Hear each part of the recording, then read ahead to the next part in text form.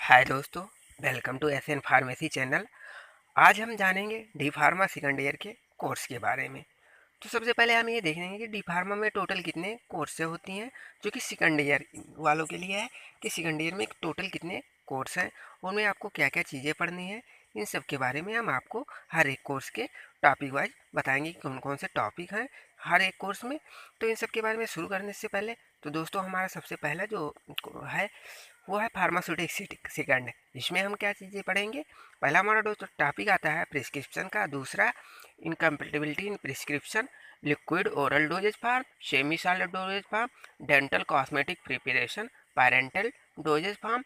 और कई सारे हैं जिसमें आपको फर्स्ट ईयर में पढ़ चुके हैं कि जो डोजेज फार्म होती हैं वो कितने प्रकार की होती हैं। और उसमें बाईफेजिक लिक्विड, मोनोफेजिक लिक्विड जो है,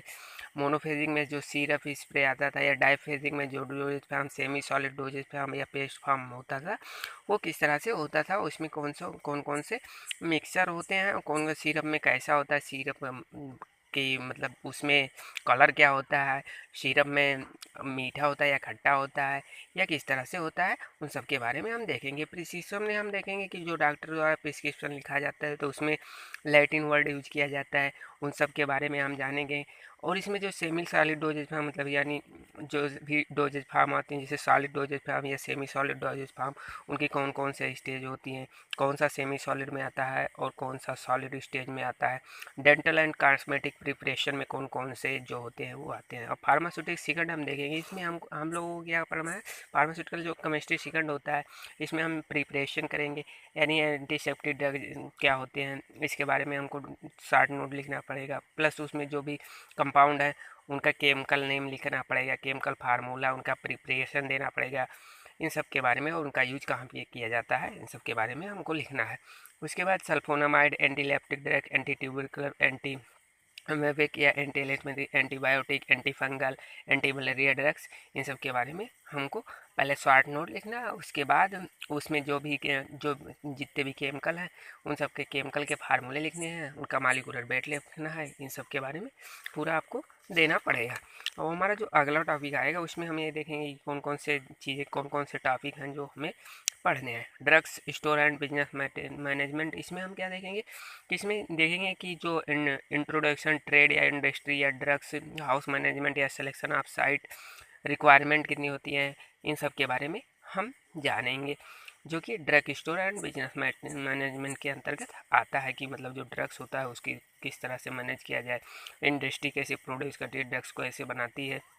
उसके लिए कैसा सिलेक्टिव एनवायरनमेंट होना चाहिए या कैसा जो हमारा कंटेन है उसकी रिक्वायरमेंट कैसी होनी चाहिए, इन सब के बारे में हम पूरा डिटेल पढ़ेंगे, जो कि हमारा drugs store and business management के अंतर्गत आता है। तो डी फार्मा सेकेंड ईयर में ये जो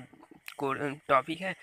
यह सब्जेक्ट है, जो इसमें हम बिजनेस मैनेजमेंट के बारे में सीखेंगे, ड्रग्स के स्टोरिंग में बिजनेस मैनेजमेंट, प्लस उसके जो ट्रेड और इंडस्ट्री के लेवल के हिसाब से है उन सब के बारे में हम पूरा जानेंगे। अब इसमें जो हमारा नेक्स्ट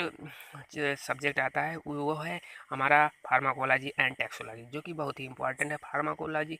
जिसमें हम देखेंगे इंट्रोडक्शन ऑफ फार्माकोलॉजी क्या होता है, मतलब फार्माकोलॉजी क्या होता है, स्कोप ऑफ फार्माकोलॉजी क्या होता है, route of administration of drugs, drugs का जो एडमिनिस्ट्रेशन होता है वो कैसे होता है, general mechanism of drug action, drugs का जो एक्शन होता है वो कैसा होता है, ड्रग्स एक्टिंग ऑफ CNS या PNS, इन सब के बारे में हम जानेंगे। कि तो सबसे पहले फार्माकोलॉजी और टॉक्सोलॉजी में जितने भी चीज़ें हैं उन सबको एक तरफ से जानेंगे कि पूरा उसमें क्या क्या टॉपिक, मेन टॉपिक क्या है, उसमें हमें किस तरह से पढ़ना है और किस तरह से मैनेज करना है, वो हम फार्माकोलॉजी यानी ड्रग्स, नॉलेज ऑफ ड्रग्स या एक्शन ऑफ ड्रग्स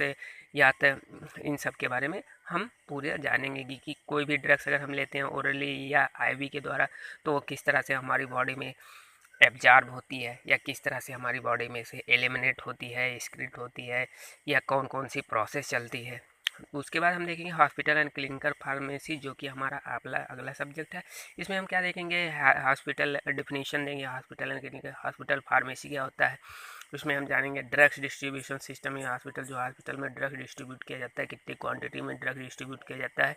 या स्टेलाइन मैन्युफैक्चर, इन सब के बारे में हम हॉस्पिटल एंड क्लिनिकल फार्मेसी में जानेंगे। जो कि हॉस्पिटल एंड क्लिनिकल फार्मेसी, इसमें कई तरह के मतलब सारी चीज़ें आपको बताई जाती है कि किस तरह से उसका हॉस्पिटल जो फार्मेसी हॉस्पिटल में जो फार्मासिस्ट होते हैं वो किस तरह से ड्रग के जो के बारे में बताते हैं, वो किस तरह से ड्रग के डोज जो होते हैं वो किस तरह से डिस्ट्रीब्यूशन सिस्टम में इन्वॉल्व होते हैं। अब हमारा जो अगला सब्जेक्ट है फार्मास्यूटिकल एंड जूरिस्प्रूडेंस, इसमें हम क्या देखेंगे जी, origin of nature of pharmaceutics से जो ओरिजिन होती है नेचर ऑफ फार्मास्यूटिक्स की, principle of significance and professional ethics, pharmacy act, इसमें सारे एक्ट के बारे में हम अध्ययन करेंगे कि कौन सा एक्ट कब आया, यानी ड्रग्स एसोसिएशन कॉस्मेटिक एक्ट या जितने भी एक्ट्स हैं जैसे ड्रग्स एंड कॉस्मेटिक एक्ट्स हुआ, इन सब के बारे में हम फुल जानेंगे कि इसमें कौन कौन से तरीके के एक्ट आते हैं और कब वो एक्ट पारित हुए थे, यानी उनका ईयर भी याद करना पड़ेगा कि जो सिग्निफिकेंट प्रोफेशनल एथिक्स होते हैं उसमें कौन कौन से इंपॉर्टेंट प्रोसेस होती है। तो दोस्तों अगर हमारा वीडियो अच्छा लगा हो तो लाइक करिए और चैनल को सब्सक्राइब जरूर करिए, जिससे क्या हो कि हम हर एक टॉपिक पर वीडियो बनाना चालू करें।